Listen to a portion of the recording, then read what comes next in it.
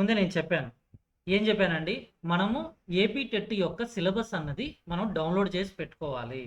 Download చేసి పెట్టుకున్న తర్వాత వీలైతే మన దగ్గర ఒక కాపీ ప్రింటౌట్ అన్నది ఉండాలి అని చెప్పాను. ఈరోజు మార్నింగే కదండీ మీకిచ్చింది. మీరేం చేయాలంటే ఎప్పుడైతే ఫ్రీగా ఉంటారో ఆ సమయంలో మీరు ఒకసారి దాన్ని చూస్తే సరిపోతదనమాట. ఓకేనా? నెక్స్ట్ నేనేమంటున్నానంటే ఇక్కడ మీరు గమనించినట్టయితే మన సిలబస్ కాపీలో ఏదైతే ఉందో మన సిలబస్ కాపీ ఉంది కదండీ! నేను సిలబస్ కాపీలో చాప్టర్ చూపిస్తాను. ఇప్పుడు మనము దేని గురించి మాట్లాడుకోబోతున్నాం, అంటే ఏ టాపిక్ గురించి డిస్కస్ చేయబోతున్నాం అనే దానిపైన మీకు ఒక క్లారిటీ ఉండాలి. జస్ట్ నేనేదో ఈరోజు ఇప్పుడు ఈ సమయానికి ఒక సైకాలజీ చాప్టరు అన్నానంటే దానికోసం మనము ముందుకు వెళ్ళేది కాదనమాట. మనం ఏం చేయాలంటే ఇక్కడ మన సిలబస్ కాపీని ఒక ప్రింటౌట్ తీసి పెట్టుకోవాలని చెప్పాం కదా! ఇక్కడ చూడండి. Concept of growth, development and maturation. మీకు ఇక్కడ చక్కగా కనిపిస్తుంది కదండి. 1.1 1.1 మన సిలబస్లో 2A కదండి మన సిలబస్. మనం వచ్చేసి 3 లాంగ్వేజ్ 1 మన హిందీ ఉంటుంది. ఇక్కడ మన హిందీ 60 మార్క్స్. సైకాలజీలో మనకి 30 ఎంసీక్యూ క్వశ్చన్స్ ఉంటాయి, 30 మార్క్స్. ఇందులో మనకు ఫస్ట్ చాప్టర్గా ఇచ్చింది ఏంటండి? Concept of growth, development and maturation.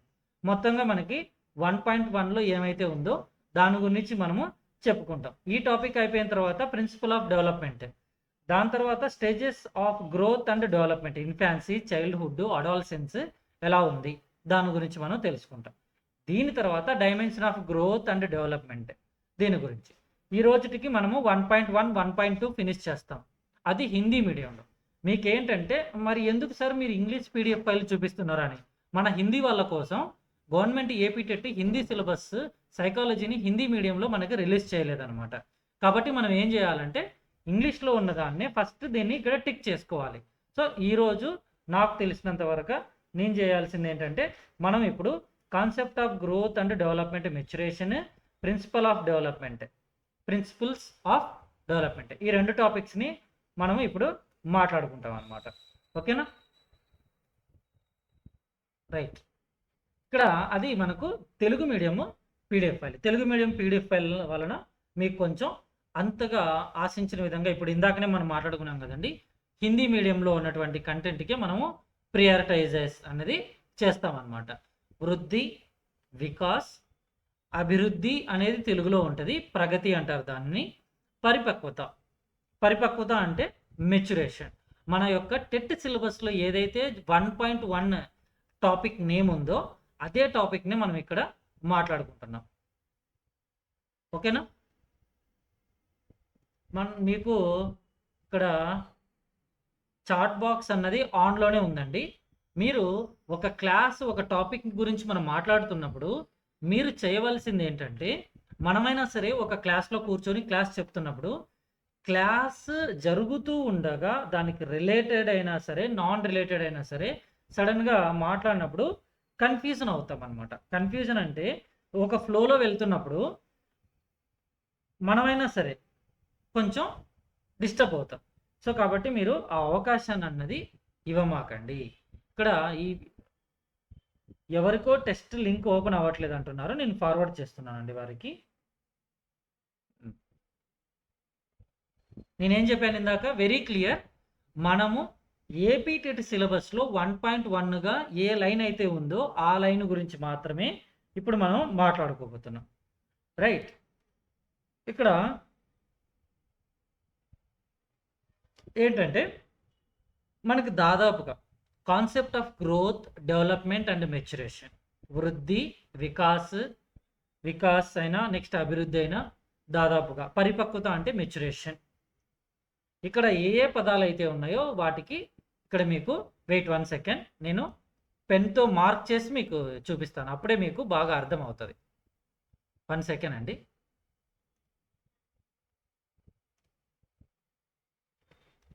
Pen mark చేసి చూపిస్తాను.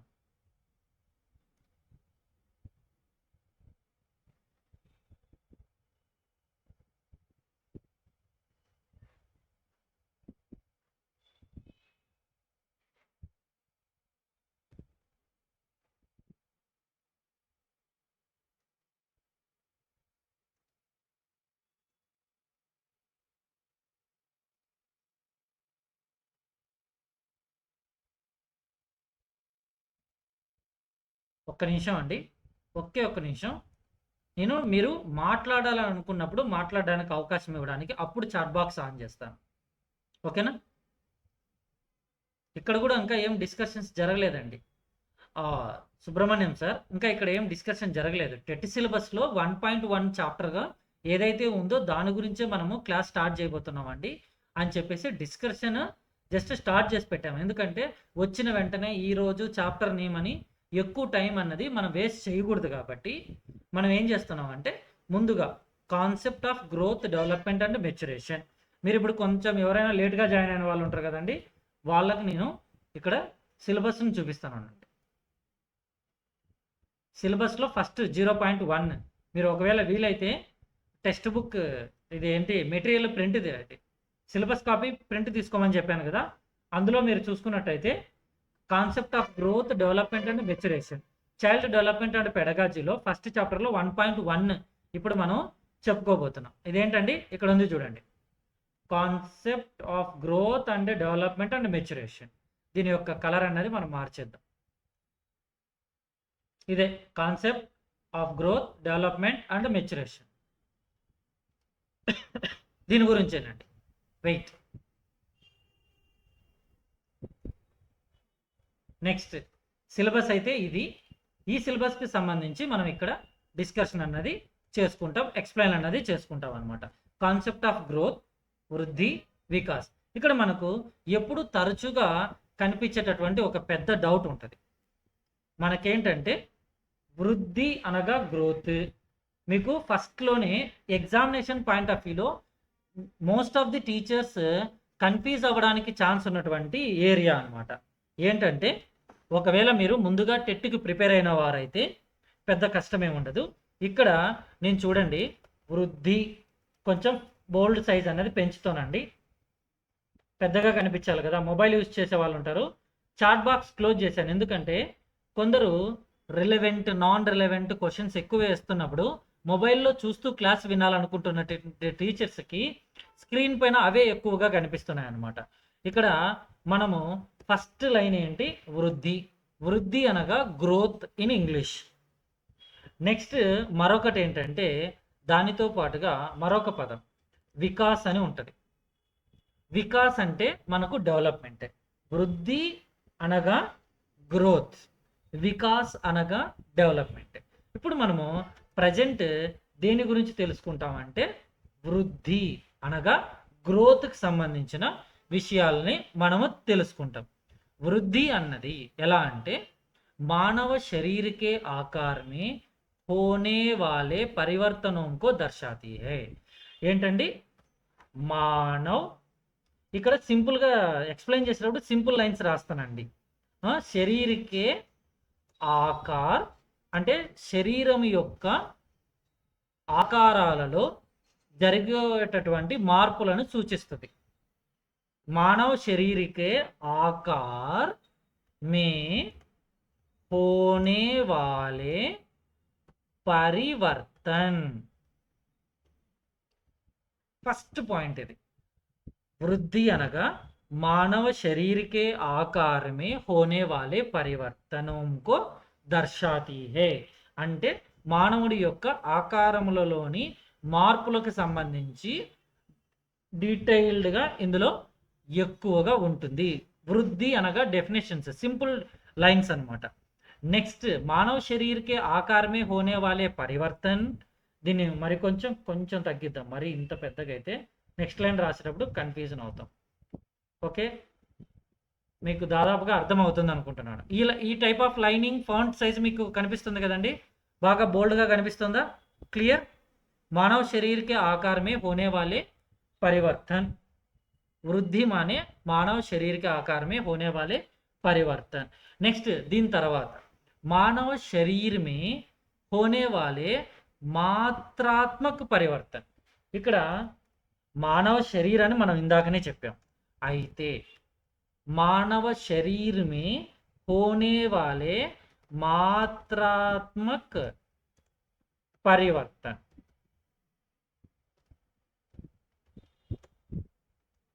మాత్రాత్మక పరివర్తనం అంటే శరీరములో దాదాపుగా కొంచెం పరిమాణాత్మకంగా, మాత్రాత్మక అంటే పరిమాణాత్మకం.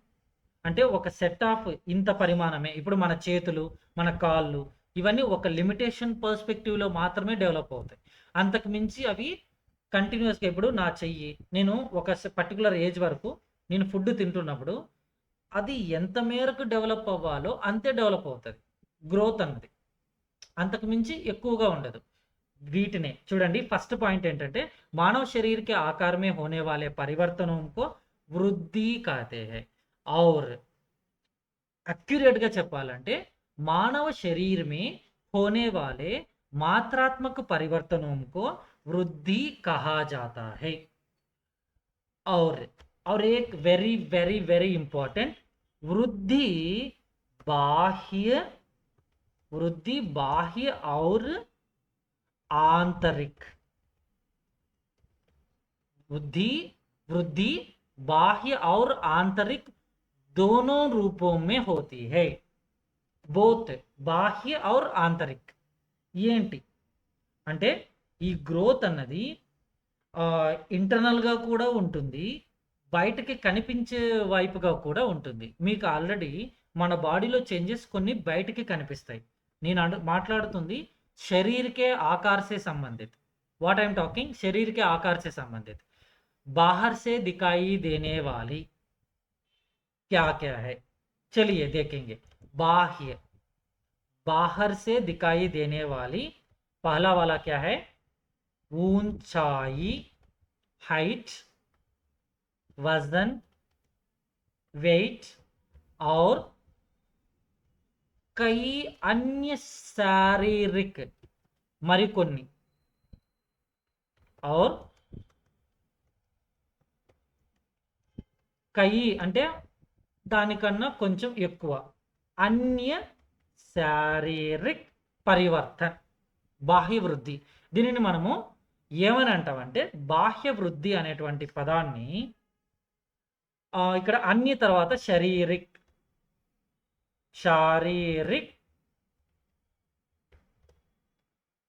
పరివర్తన్ అంటే చేంజెస్ మన బాడీలో ఊంచాయి, హైట్, వజన్, వెయిట్ అలానే మరికొన్ని.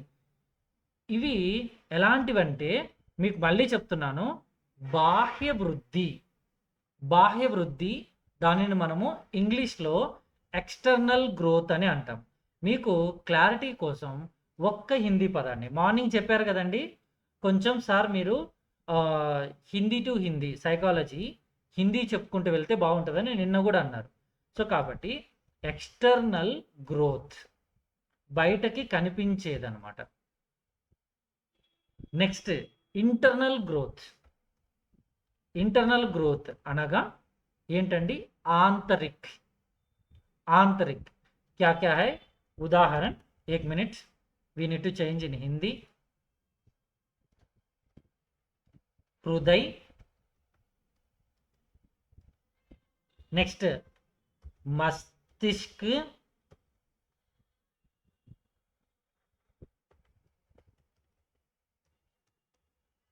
और ग्लैंड्स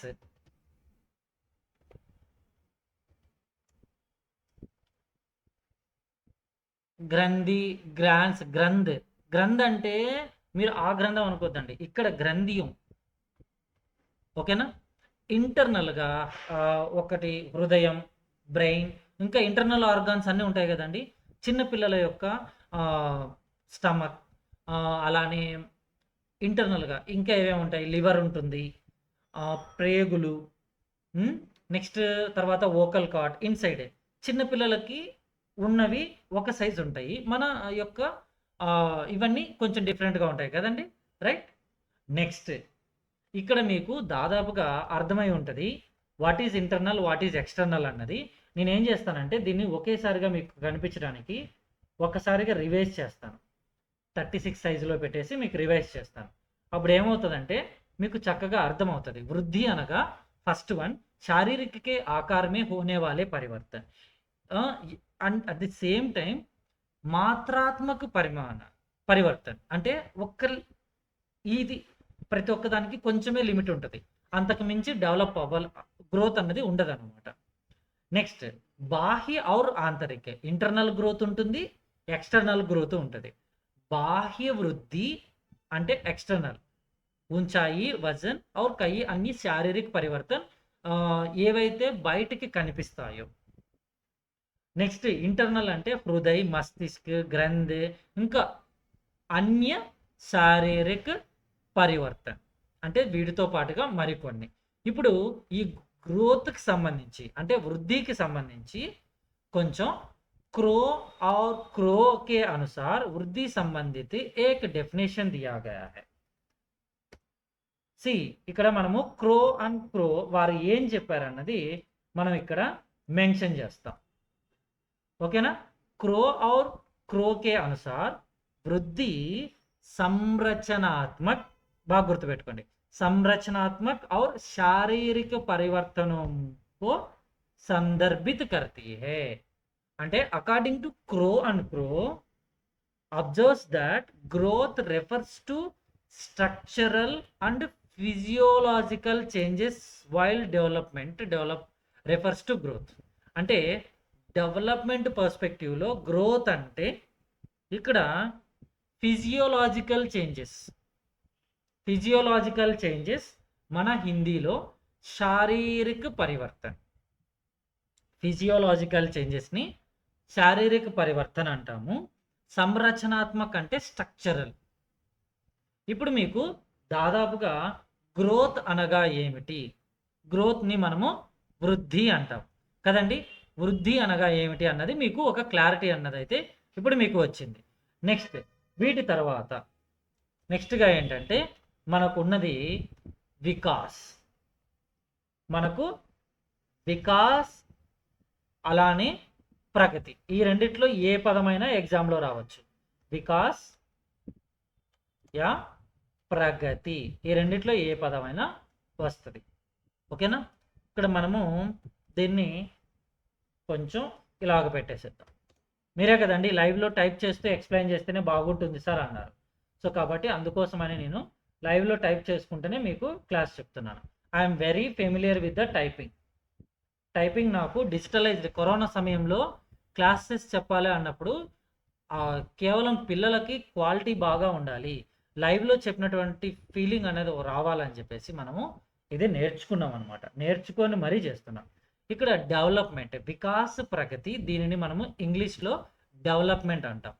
ఇందులో ఫస్ట్గా హార్లాక్ అనేటువంటి ఒక శాస్త్రవేత్త ఒక స్టేట్మెంట్ ఇచ్చారు.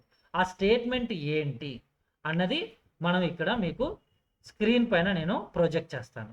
ఓకేనా? కొన్ని డెఫినేషన్స్ టైమింగ్ అన్నది మీకు వేస్ట్ అవ్వకూడదని నేను రెడీగా టైప్ చేసి పెట్టినది కూడా నేను చూపిస్తాను. हार्लाक के अनुसार विकास పరిమాణాత్మక और గుణాత్మక పరివర్తనం को दर्शाता है. ఇక్కడ చూడండి మనకు ఏది వృద్ధి, గ్రోత్ జస్ట్ పరిమాణాత్మక మాత్రమే అన్నాం. What is the difference between वृद्धि और विकास? वृद्धि सिर्फ और सिर्फ परिमाणात्मक है, लेकिन विकास परिमाणात्मक के साथ साथ गुणात्मक परिवर्तन भी होते हैं. It is indicating to us परिमाणात्मक और गुणात्मक परिवर्तनों को दर्शाता है. టీచర్స్ మీరు మళ్ళీ మర్చిపోమాకండి, వృద్ధి కేవలం పరిమాణాత్మక, కానీ వికాస్ అన్నది ఏదైతే వికాస్ ఉందో, డెవలప్మెంట్ ఉందో, అది పరిమాణాత్మక और గుణాత్మక పరివర్తన్. ఇక్కడ ఏ చేంజెస్ అండి?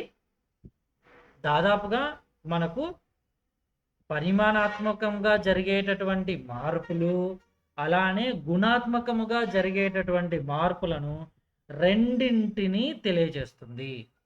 ఇక్కడ కేవలం పరిమాణాత్మకముగా జరిగేటటువంటి చేంజెస్ గురించి మాత్రమే కాదనమాట. ఈ గుణాత్మక అంటే మీకు బాగా తెలుసు, విచ్ ఈస్ వి ఇండికేట్, అది బయటకు కనిపించవు, బట్ కానీ మన యొక్క బిహేవియర్ వల్ల ఇలాంటి వాటి ద్వారానే మనకు చేంజెస్ అన్నవి చక్కగా తెలుస్తాయి కదండి. నెక్స్ట్ ఇక్కడ వికాస్ సంబంధిత और एक ఇంపార్టెంట్ పాయింట్ జస్ట్ సి ఏంటండి వ్యక్తి ఎవరు వ్యక్తి మే వ్యవస్థిత నేను व्यक्ति सॉरी व्यक्ति में व्यवस्थित सुसंगत और प्रगतिशील परिवर्तनों को यहाँ पर इंगित करता है అంటే మనకు వీటన్నింటినీ తెలియచేస్తుంది అని అర్థం అన్నమాట. ఏంటంటేనండి ఇక్కడ డెవలప్మెంట్ అన్నది వ్యక్తి మే వ్యవస్థిత్ అంటే ఒక పద్ధతిగా ఒక స్ట్రక్చరల్గా సుసంగత్ और ప్రగతిశీల్. ఇక్కడ మనము ఒకానొక సందర్భంలో ఏదో ఒక విషయంలో డెవలప్ అయి ఉంటాం. బట్ కానీ ఆ డెవలప్మెంట్ అన్నది ఒక ఫ్లోలో పద్ధతిగా ముందుకు వెళ్ళి ఉంటుంది. అదేమి చాలా సింపుల్గా వెళ్ళి ఉండదు అనమాట. నెక్స్ట్ మనం అందరం టీచర్స్ కాబట్టే నేను మరీ బిఎడ్ ఫస్ట్ ఇయర్ స్టూడెంట్స్కి చెప్పినట్టు కాకోకుండా నేను ఏం చేస్తున్నానంటే ఒక్కొక్క పాయింట్ని ఎక్స్ప్లెయిన్ చేసుకుంటూ వెళ్ళిపోతున్నాను. నెక్స్ట్ ఎండర్సన్ అనేటువంటి శాస్త్రవేత్త తన యొక్క పర్స్పెక్టివ్ एंडरसन के अनुसार అని మనం హిందీలో రాస్తాం. एंडरसन के अनुसार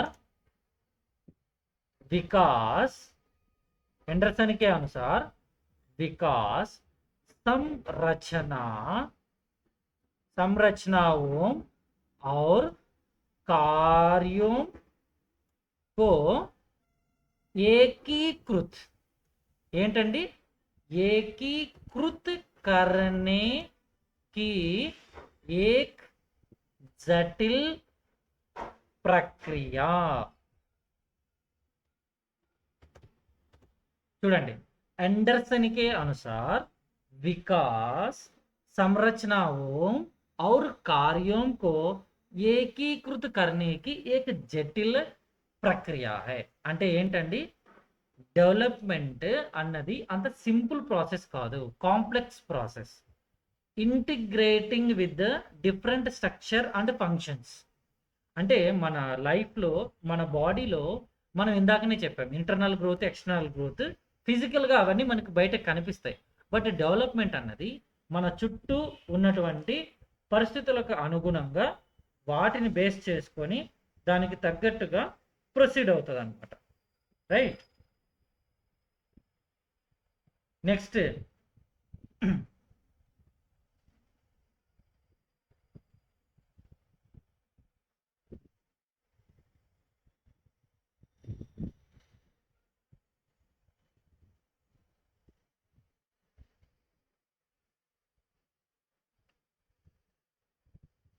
ఓకే చేస్తామండి, తప్పకుండా చేస్తాం.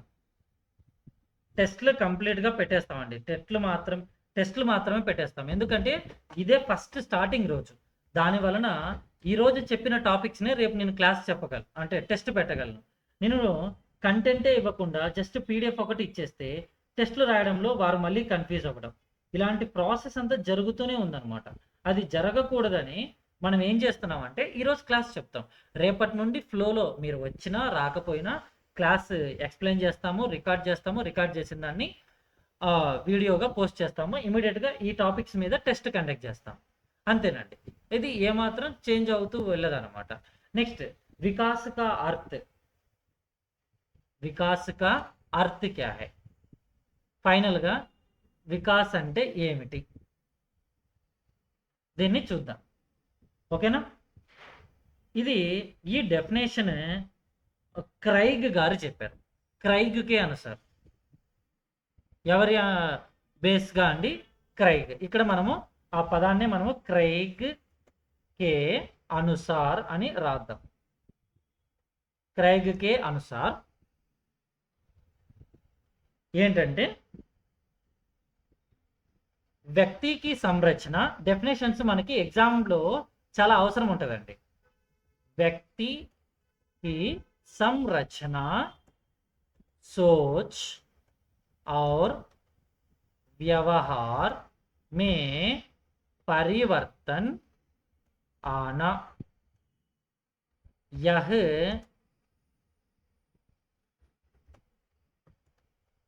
जैविक और पर्यावरणीय दोनों प्रभावों का एक कार्य है। ఇక్కడ क्रेग के अनुसार व्यक्ति की संरचना, स्ट्रक्चरल थॉट्स, सोच और व्यवहार में परिवर्तन आते हैं। ఆ చేంజెస్ అనేవి అయితే వస్తాయి. అయితే వీటిపైన దేని యొక్క ఇన్ఫ్లుయెన్స్ ఎక్కువ ఉంటుందని చెప్తున్నారండి. ఇక్కడ దేని యొక్క ఎఫెక్ట్ ఎక్కువ ఉంటుంది అంటున్నారు. జైవిక్ వెయిట్ जैविक और पर्यावरणीय दोनों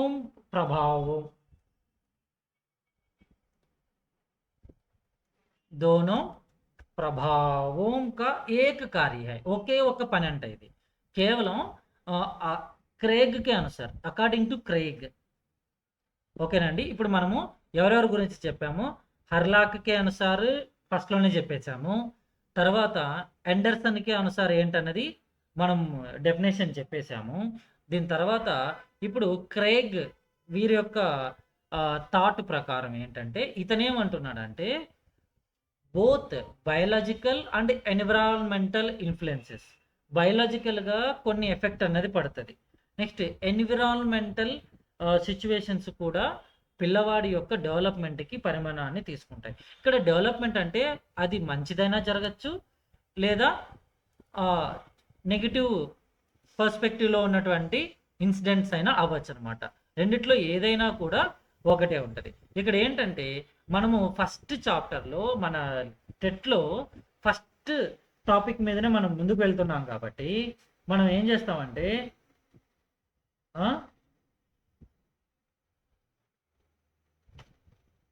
వెయిట్ నేను మాట్లాడు. తర్వాత హర్లాక్ కే అనుసార్ హర్లాక్ గారు మరి కొంచెం ఎక్స్ట్రాగా కొంచెం చెప్పారనమాట. హర్లాక్ గారు చెప్పినటువంటి కొన్ని తన మాటల్లో చూసుకుంటే ఏమంటున్నారంటే హర్లాక్ గారు వికాస్ అనగా అంటే వికాస్ వర్డ్కి మీనింగ్స్ చెప్తున్నారు. ఆయన ఇంతకుముందు చెప్పింది ఒక పర్టికులర్ డెఫినేషన్. వికాస్ కా అర్థ్ హర్లాక్ కే అనుసార్ ఏంటంటే अर्थ उसके अनुसार उन प्रगतिशील परिवर्तनों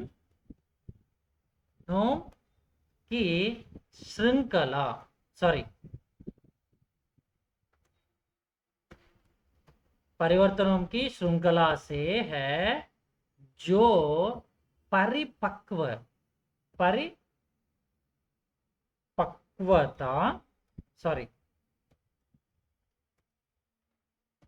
परिपक्वता और अनुभव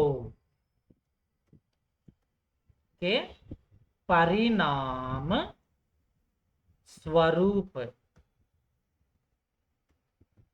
एक व्यवस्थित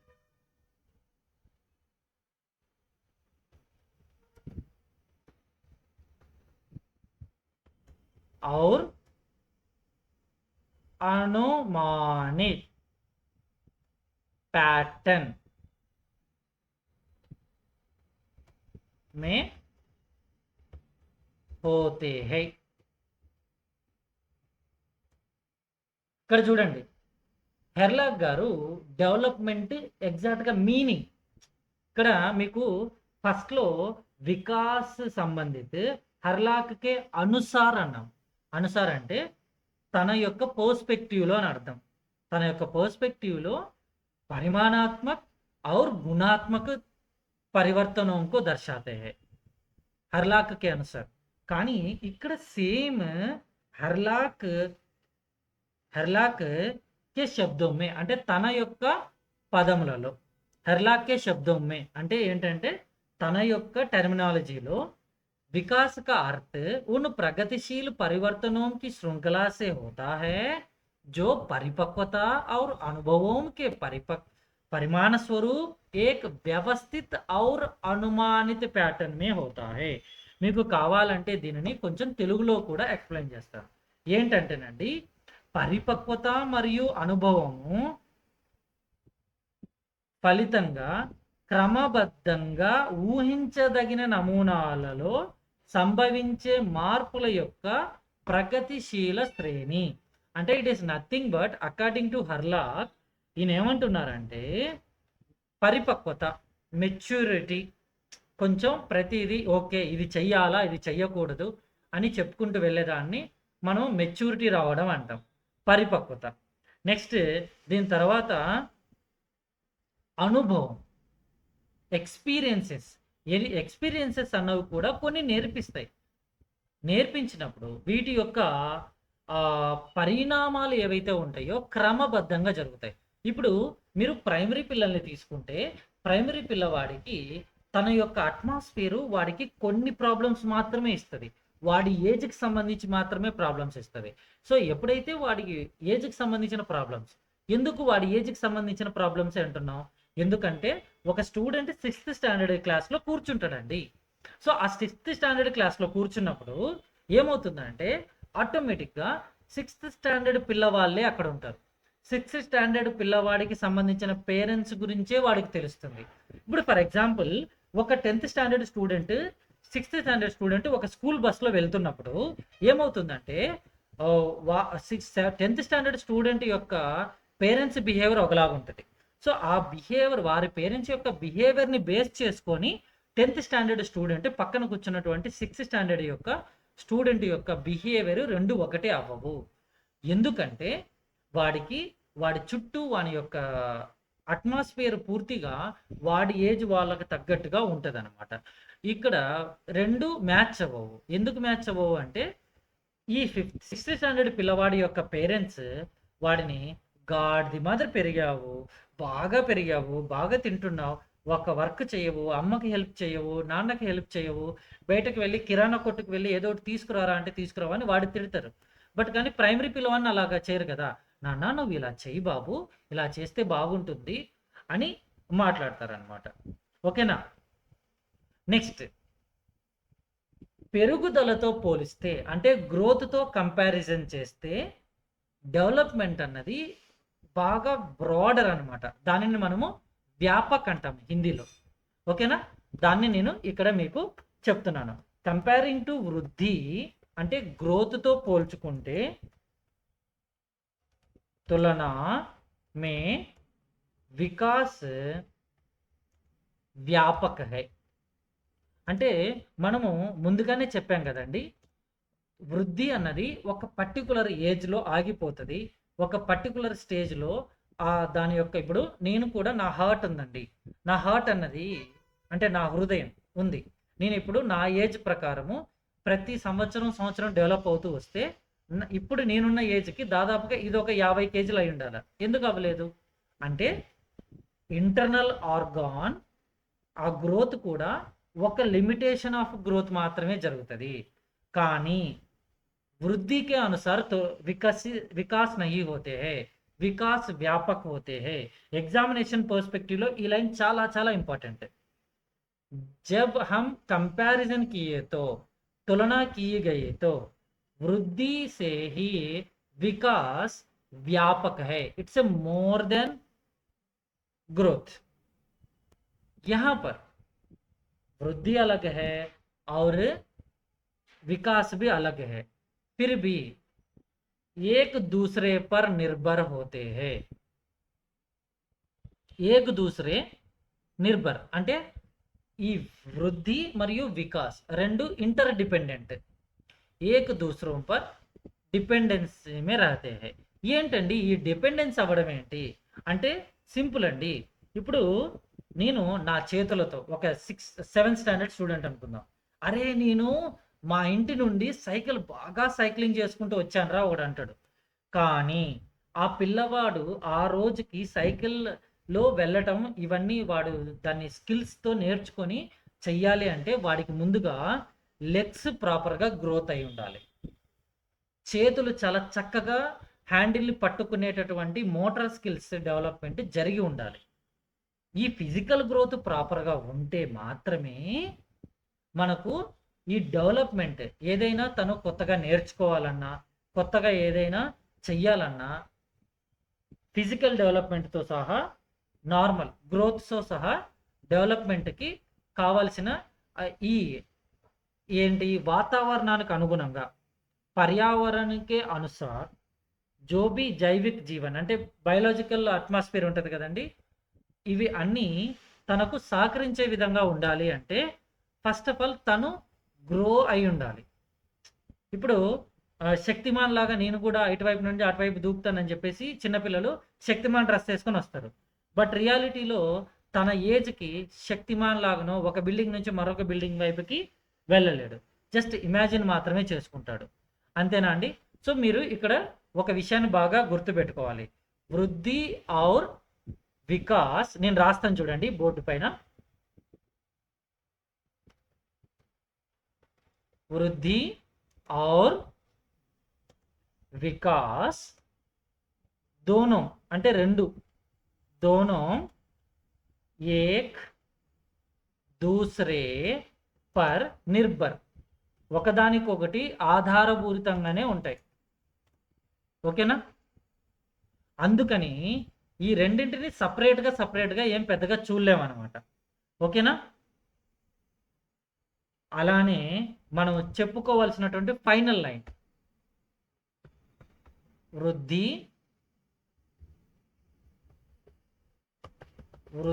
के बिना विकास नहीं है. नहीं हो सकता है. नहीं है కాదు, नहीं हो सकता है రాద్దాం. మీకు అర్థమవుతుందా అండి? वृद्धि के बिना विकास नहीं हो सकता है. क्योंकि मात्रात्मक परिवर्तन विकास की ओर ले जाती है.